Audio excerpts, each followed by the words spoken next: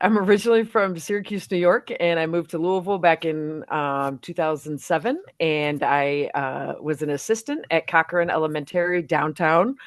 We always used to say, we can't afford the E. And after the first year, the teacher left, and I went back to U of L and I got my master's in special ed, and I taught that class for another 9 years. And then I taught at Cochrane. That was a self-contained special ed class called the Multimodal Communication Classroom. And then I taught LBD, EBD resource. And then I was also the teacher in residence there. So I was at Cochrane for 14 years. I first started using virtual reality back in 2016. So I've been in this space for a long time. And I returned to U of L and completed my PhD in 2022. I received my PhD in technology as educational interventions focused in virtual reality. And I've just been kind of fighting the good fight ever since, trying to teach people about virtual reality and the actual power that it holds, and that it is not a gimmick, it is not a toy, it is life-changing technology when utilized properly. And I opened up the first VR lab in an elementary school in 2018 at Cochrane, and then convinced JCPS to invest about 400,000 right before COVID in VR. And then I worked with U of L and they got VR. And then that led me up to the latest project that I did, which was in partnership with the Kentucky Department of Education. And we actually, right here in Kentucky, and most people don't even know about it, we ran the largest educational deployment of VR in the history of American education.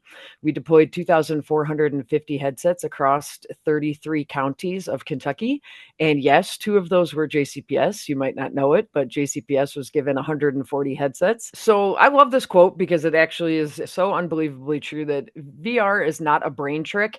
Training our minds is a capability we all have. VR just has a way of tapping into it in a different way. And that's the thing. VR, and again, virtual reality, for anybody that doesn't know, that's the headset, and I'll kind of get more into it. But people tend to think that it's just the next fad, and it's absolutely not. And there's so many different things that you can do. And so this is my former student. This is my boy, and he was one of the students that we utilized with virtual reality, and through using different types of training and things like that. And he actually went 2 years in a row with just me, not with his parents or anything, to Washington, D.C., and something that wouldn't have been possible otherwise. So what is virtual reality? So there's multiple different definitions. Is not one agreed upon definition. Even in the industry, there isn't an agreed upon definition. And there's so many terms and buzzwords and everything out there. And they say that immersive virtual reality is the ability to immerse the user in a virtual world with the use of a head-mounted display, a controller aimed at capturing the user's input in real time. And the reason I like that is because the three important key components are: one, the head mounted display, HMD, which now I always make students and everybody use like the technical terms because I don't, I want them to sound like they know what they're talking about. Or, you end up like my grandma calling the remote control the whatchamahoochie, which is an awesome word. Like, don't get me wrong, but HMD is not really that well known. So I do go with headset. One term that I despise though is goggles. They're not goggles. So if you're going to talk about VR, don't say goggles. But the three key components are that head mounted display. And the reason that's important is because it blocks out the entire physical world. So now you're only going to be able to pay attention to what I want you to pay attention to. The second one is the use of a controller or hand tracking or body trackers that we have now. Since this definition was defined, we've had a lot of advancements, but that means that now I've gone from a passive observer to an active participant in the virtual experience. And that's a huge deal, especially if anybody has ever tried VR. If you have and you want to give a thumbs up or anything, if it was the last time you tried it, if it was Google Expeditions, Google Cardboard, or Class VR, that's not VR. It's awesome. Like, it's great. Any type of immersion is wonderful, but we've come so far. The definition, like what I kind of say is your Class VR, your something like that is a rotary phone, whereas we're onto smartphones. And the rotary phone's great. It gets the job done. I'm hoping that most people here know what a rotary phone is. If we got any youngins, that was a phone where you used to have to turn the dial and it actually plugged into your wall through a cable level, but we're on to so much more, and we can do so much more. And then the last component is the capturing the user's input in real time. That's critically important because there's a thing called presence. When there are certain thresholds are met and there's presence, the brain cannot distinguish between the physical world and the virtual world. And that's been proven through multiple studies with actual brain scanning and everything during the immersive experiences. And so that's incredibly powerful. However, with great power comes great responsibility. Hopefully some Spider-Man fans out there answer that with me. We always want to be careful and cognizant about what we're choosing to use the virtual experiences for. And for an example, I was working with some pre-service teachers at U of L. We were doing an experience called My Brother's Keeper. It's a PBS 360 movie, unbelievable. Put you right in the middle of this American Civil War. However, she had been involved in a shootout at her work. So that was an experience she did not do because it would be incredibly triggering and we wouldn't do that. So you always want to be very careful because this technology is that powerful. And so kind of just to show you, this is good old Cochrane. This is 500 West Gilbert. And so this is where we started. In that first picture, that's my boy Jeremiah. And you will absolutely hear more about him later in this experience. And then this is where we started. So that was actually the first headset. It was called the Oculus DK2 kit. It had no audio. It went right into the computer. If anybody actually knows this, I staged that picture with Jeremiah. That's actually reflex math, but that's okay. That's because they didn't have a lot of content. And then that was the mayor at the time came through and actually tried it. I also put Teddy Bridgewater's mom first person in a headset. And so then we went from that wired headset and this was still Oculus. And then a little brief history, Facebook bought Oculus. Facebook changed their name to Meta. Meta is now Oculus and it's Meta. So we'll get more into the different headsets in a little bit, but this was the first standalone headset and it's amazing. It was the Oculus Go. You see, I was fortunate enough to have an entire room. So I had wide open and a lot of space for everybody. We put in some floating shelves, made it look really nice. And that was unbelievable. I actually had 50 Oculus Goes and I even had 30 kindergartners in headsets at the same time and managed it. I'm not suggesting that for people right out of the box, but we then progressed to the next standalone headset, which was the HTC Vive Focus Plus. Now you can see that it's bigger and heavier, but what had happened was when Facebook bought it for a time, you could not use the headset without a Facebook account. And so of course, JCPS and most schools still were not going to whitelist Facebook and all that kind of stuff. And so we had to switch to HTC.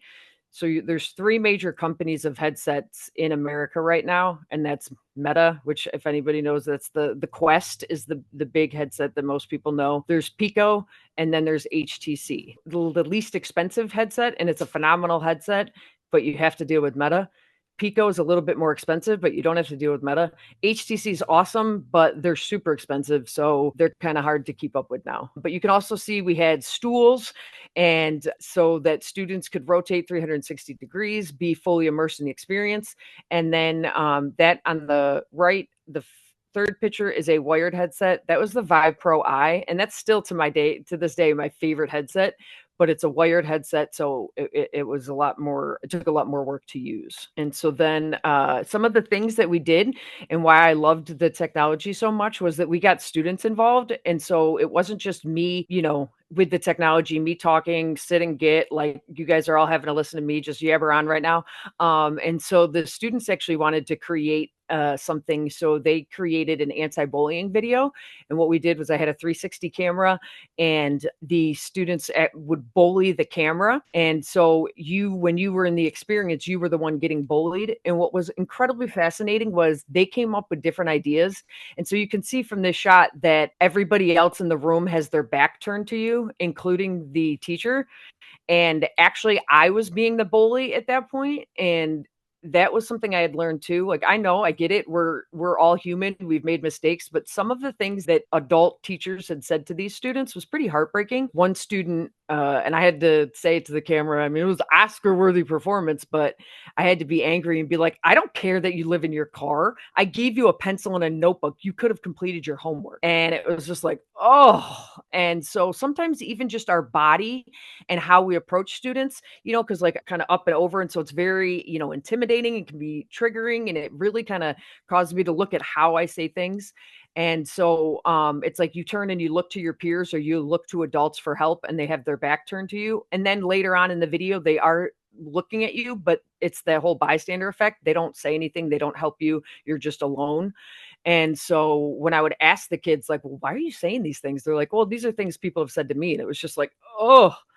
And I remember, man, kids were cruel back in my day and they're still cruel. So that was an incredibly wonderful experience. And all the students involved had that in their digital backpack, just putting that out there. So this was the different counties that were involved in the project. And like I said, we were in all over the state and it was widespread. And so all of these locations that you see here were given 70 MetaQuest 2 headsets. And it was technically 30 sites, but it was more counties because if you guys know Kentucky, it was all at area technology centers, and some of them have multiple counties that go to one area technology center. The reason that I like to talk about this project in regards to VR is because it had 4 software included that I almost always like to include in my deployments and things like that. And the difference between what Putman XR Consulting does and what everybody else in the industry does, and I'm not saying this because I'm trying to get business or anything like that. I'm saying this because I care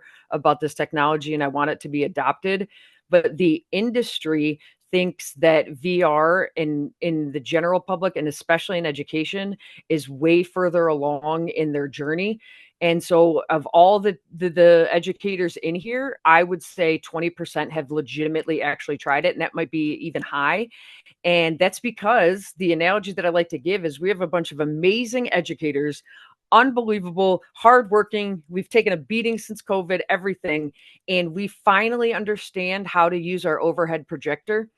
And here comes Smartboard saying, hey, guess what? I've got this amazing new technology and it's going to make everything better. You just need to completely relearn how you do all of your instruction. And let's face it, we're kind of sick of it, So I don't focus on a specific app or a specific software or anything like that. I focus on spatial learning, why it is so important, and how to use it.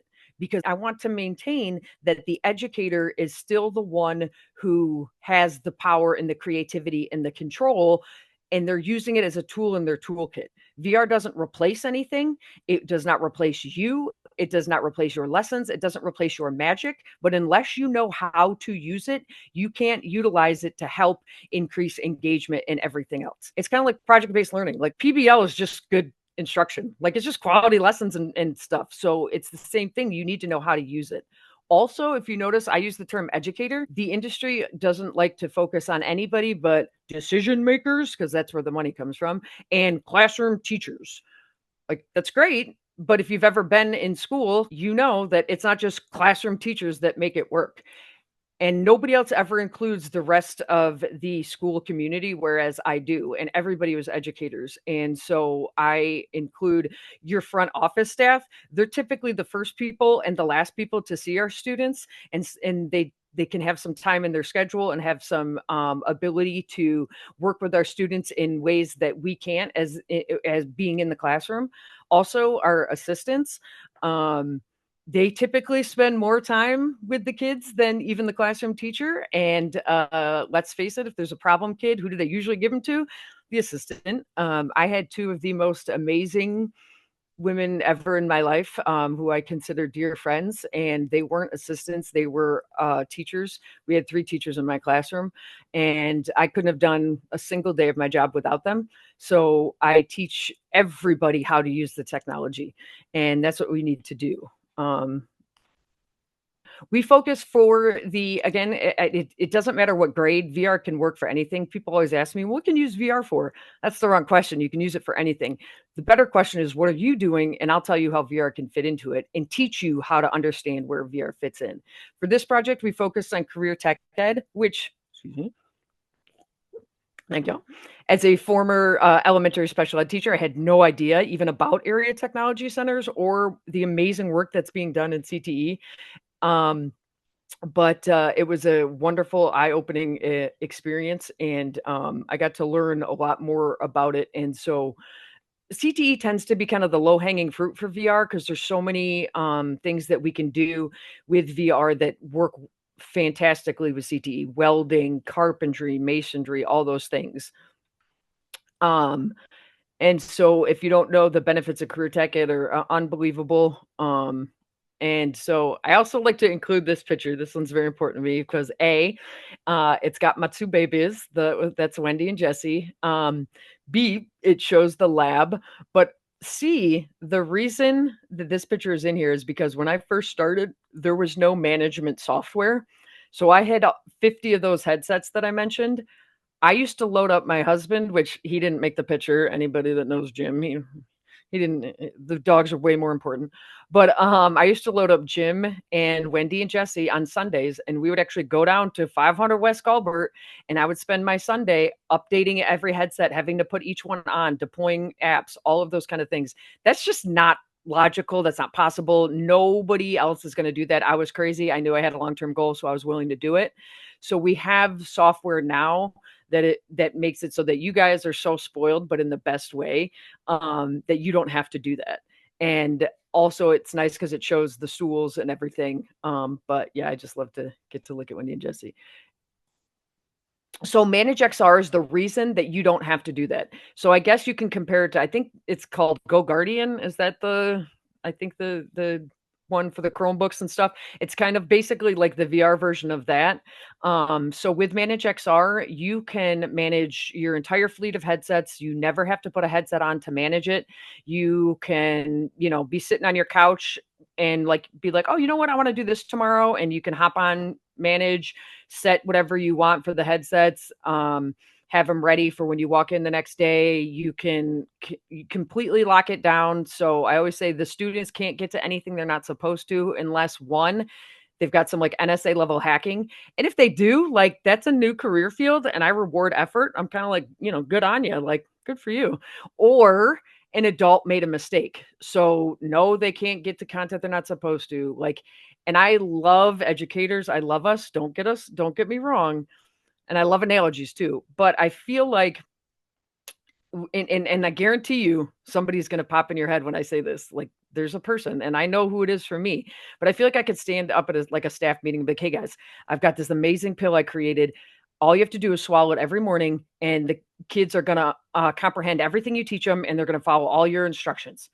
And before I even finish from like the back left, Sally's going to shoot her hand up and be like, who's going to give me the water to swallow it? Or don't you have it chewable? It's like, there's always a complaint and I love you, but oh my goodness. And so, every complaint through this whole project, every complaint that a teacher came up with, Manage XR had a solution and it was there.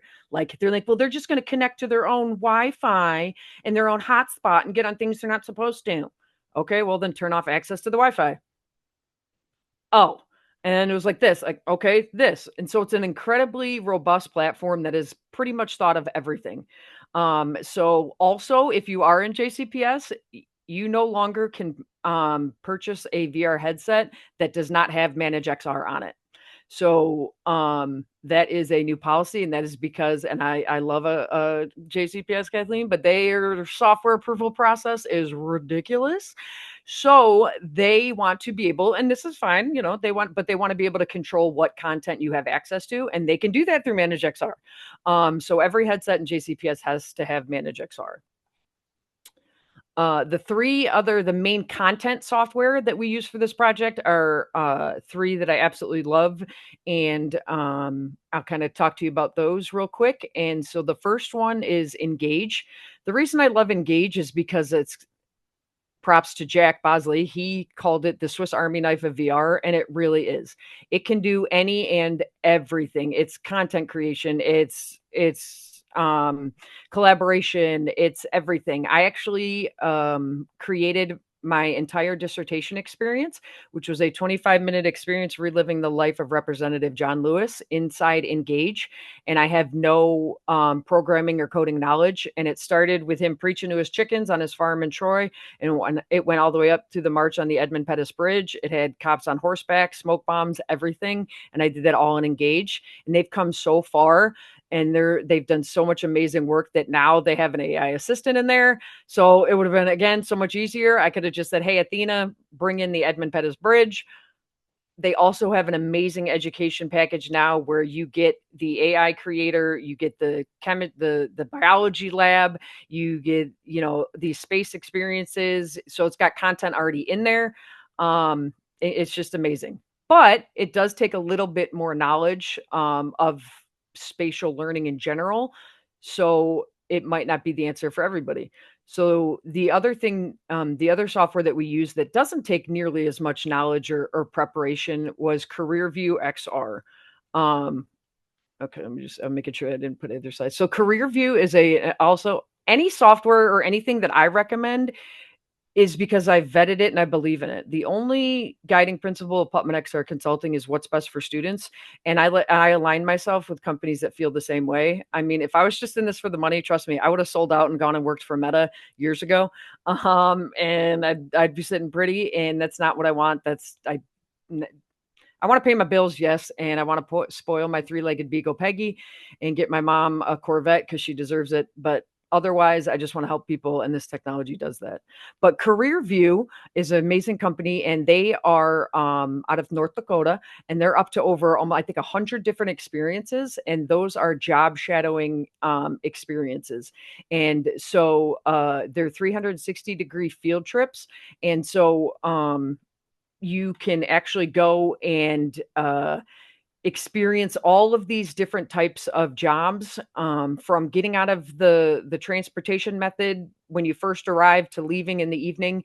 And the 360 field trip is more like if you've done a class VR or you remember Google Expeditions. It doesn't take a lot of work. You travel to the next location by a bubble, basically, and so you don't have to worry about moving around and all of these different aspects. You just have to click to the next environment.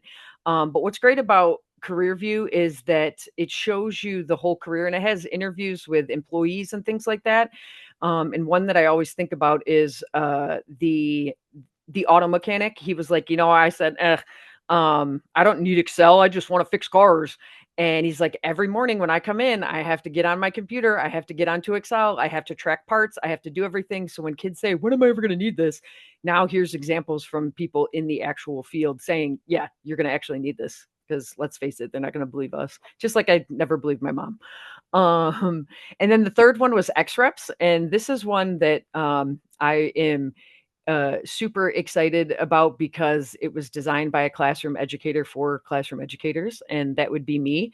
I am now a co-founder of XReps. I was not at the time, no conflict of interest, but it is an American football style game where you play as a quarterback, but you actually do cognitive based drills. And so when I started working with XReps, I was like, hey, have you guys ever thought about designing like drills to make a smarter quarterback on and off the field? And they're like, no. So we basically took what I used to do in my classroom, because I was like the hippie teacher. I didn't like I didn't like worksheets and all that kind of stuff. I did a lot of movement, scooter boards, things like that. And I'd go to the dollar store and I'd get pool noodles. I'd make a ring. I'd put some dry erase tape on them. I'd hang them from the ceiling, and I'd have the kids run over there and solve the math problem, then run over here, pick up the football and throw it through the hoop with the correct answer. I had better scores. I had less, behavior, movement, everything. So we basically took that and brought it into VR. And so you play as a quarterback and you have to answer cognitive based drills. Every drill focuses on a different part of the brain that's essential for learning.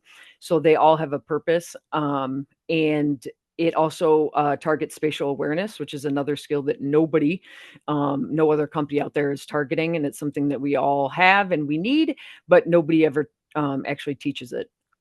And then also we have social and emotional learning in XReps. And this is where Jeremiah is going to come back in.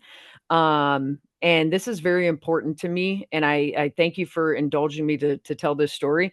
But Jeremiah was my boy, man. When I was doing LVD resource, He was only supposed to be with me for a max of 3 hours a day, but nobody else really could work with him. So they called him my shadow, and he was with me the whole day. And he'd come in the morning and he'd be like, Miss Shannon, I'm not going to punch anybody in the face today. And I'm like, I know you're not, Jeremiah. I believe you. And he meant it. When he was calm, he meant it. And then he wouldn't always remain calm. And so he would get upset and he would punch somebody in the face. And, everybody, all the other teachers and stuff, they'd be like, well, he needs to learn to control that.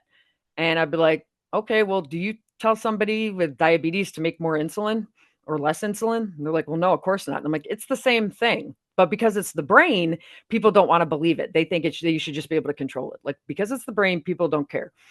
And they're like, well, if he does that in the real, he's going to get a. I'm like, yeah, of course.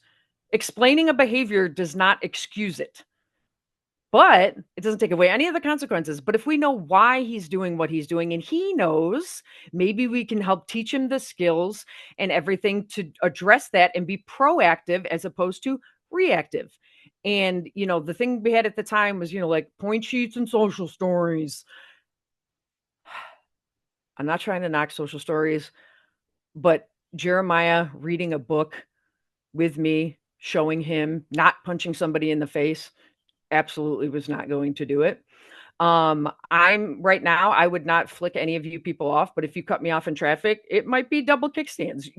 When we are upset, our brain functions differently. And so we have to find a way to get our students in that environment and in that same mindset, like ethically, because I couldn't just poke him with a stick and make him mad and then talk to him. And so X-Reps does that. X-Reps get you in the exact same mode because because of that competition. So it does your body has the same reactions. It engages your hippocampus, your blood pressure goes up, your heart rate goes up, you start sweating. And so you're in the middle of this super competitive mode. All of that is happening. And then boom, we hit you with a fan telling you suck.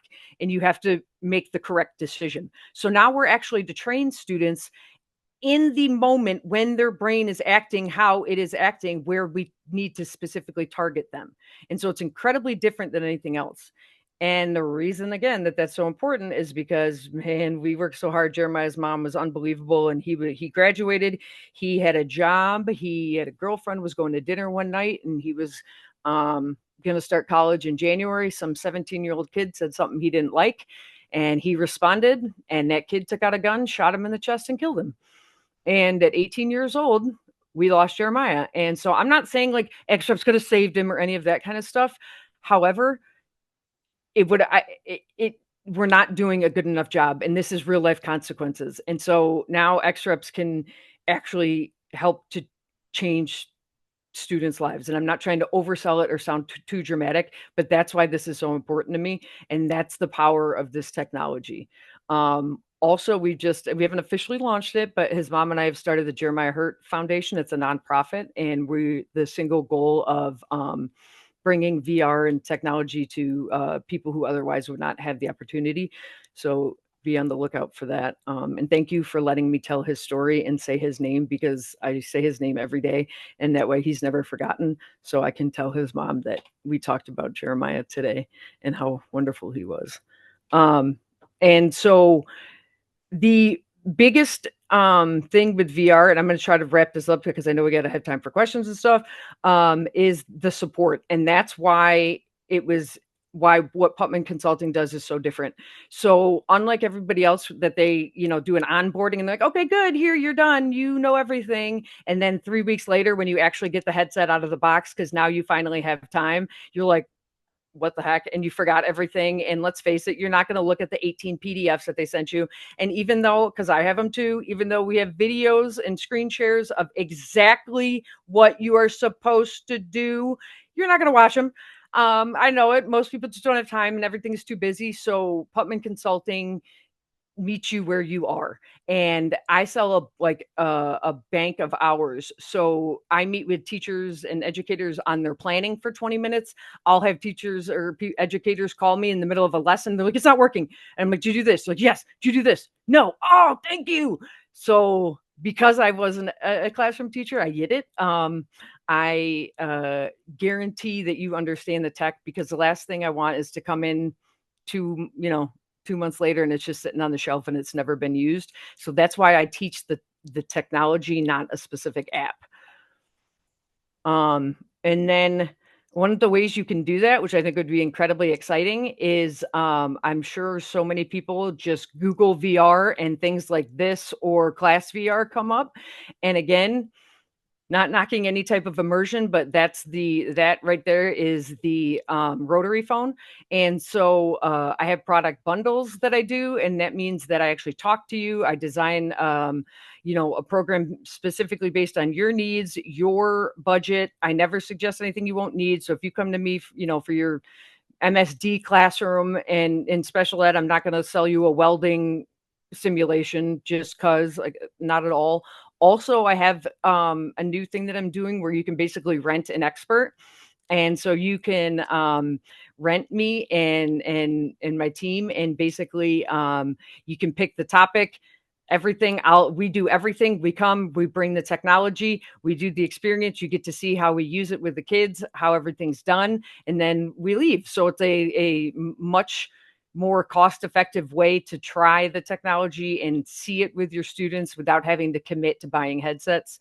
So I would love to talk to anybody about that. And I also have a podcast now. Apparently, that's what all the kids are doing. It's Putman's Podcast Pops, and it's designed for the busy educator. So every episode is under 30 minutes.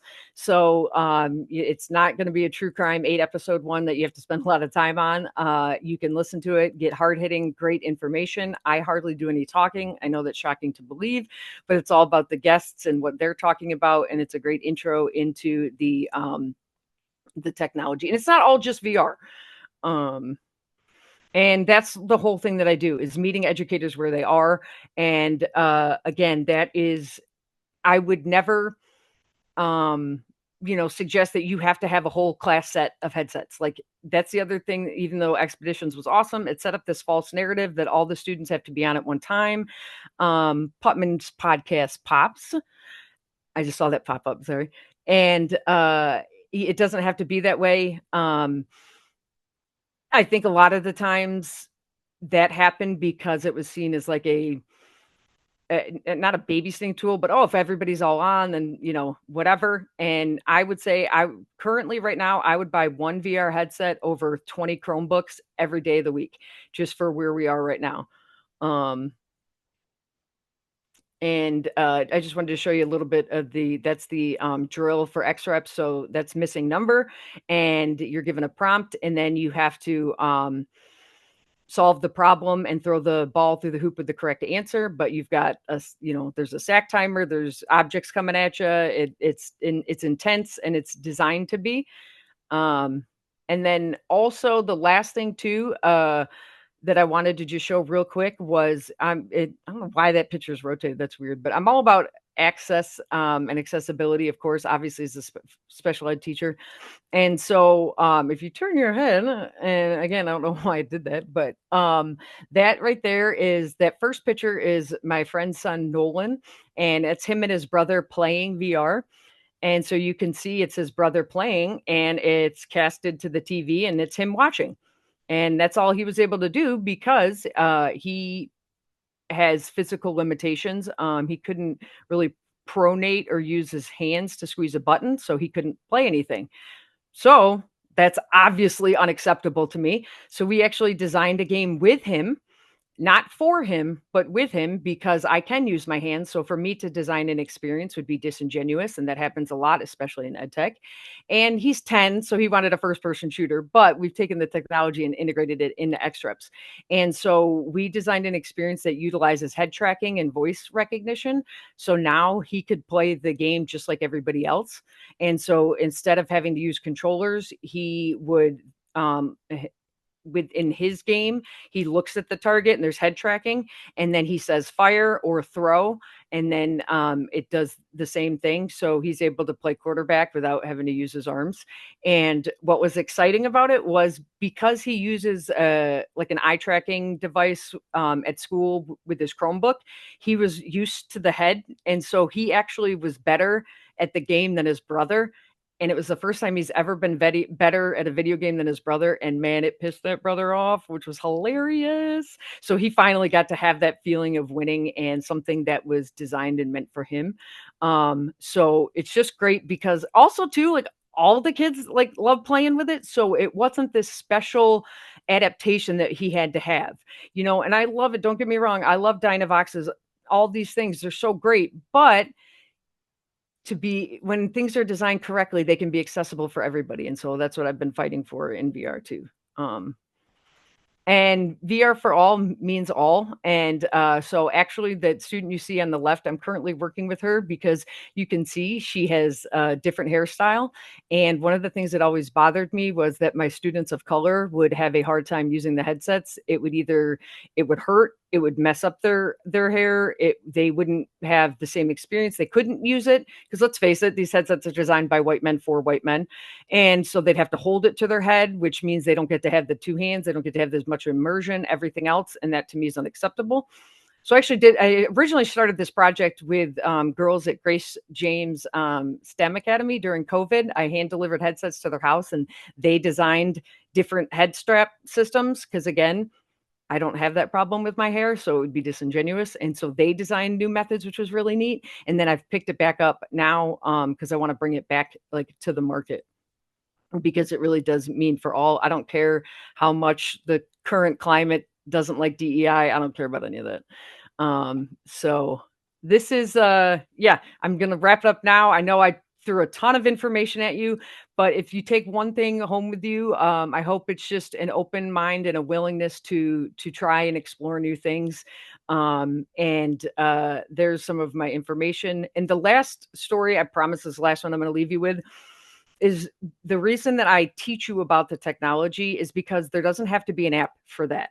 Educators love to have an app for that. Is there an app for that? Is there an app for that? There doesn't have to be one for that. And the example I give is I had a teacher come to me, a second grade teacher. She's like, hey, we're doing money skills. You got anything?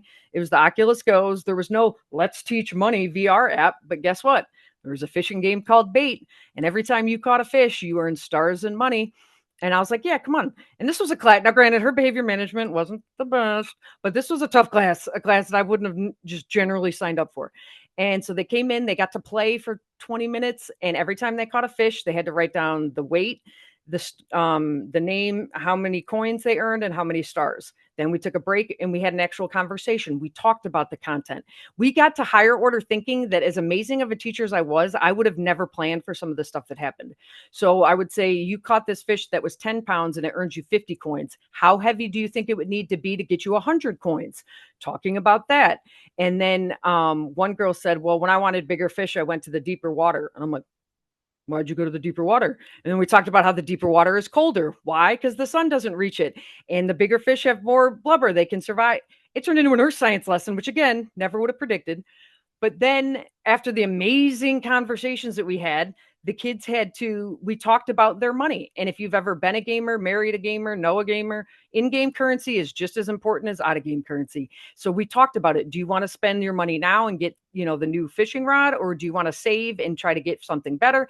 Then they get to go back in the game and spend their money and play and actually do it. And so when we got done, the teacher was like, you didn't have any behavior problems. I'm like, I know. She's like, no, like you had none. I'm like, I know. That's because they were engaged and they loved what they were doing. And, the kid that had to be the line leader and the other kid that had to be the caboose and they couldn't stand next to each other.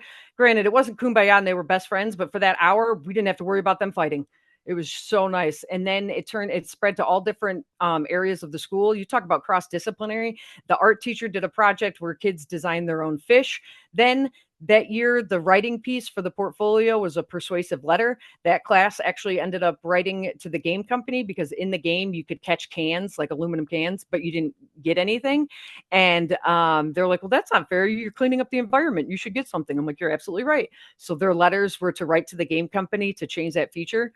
And it was like some of the highest scoring they ever got. So I leave you with that so that you can understand that all of that came from one 60-minute fishing game that wasn't designed for Let's Teach Money. So that's me. That's what I do. That's VR. And I hope that you enjoyed it. And I promise I will shush it up now. thank you for your time. And I would love to absolutely talk to anybody. I don't charge to talk to me. Like, I don't, as a consultant, people are like, oh, you charge for your time. Well, I'm the boss, so I get to pick and choose what I charge for. So I'm happy to meet with you. I can guarantee you that no matter what you teach, who you teach, and where you teach, VR can work, and I get you there and teach you how to use it and make it work.